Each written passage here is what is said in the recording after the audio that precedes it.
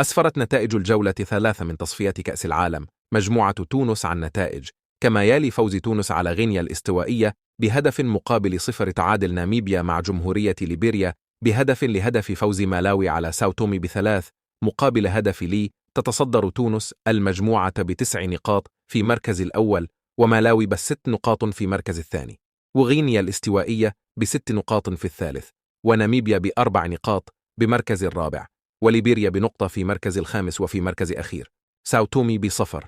في الجولة الرابعة يتنقل منتخب تونس إلى ناميبيا يوم 9 جوان الحالي، بينما منتخب ساو تومي يستقبل منتخب ليبيريا في يوم 9 جوان الحالي، وفي 10 جوان يستقبل غينيا الاستوائية منتخب مالاوي.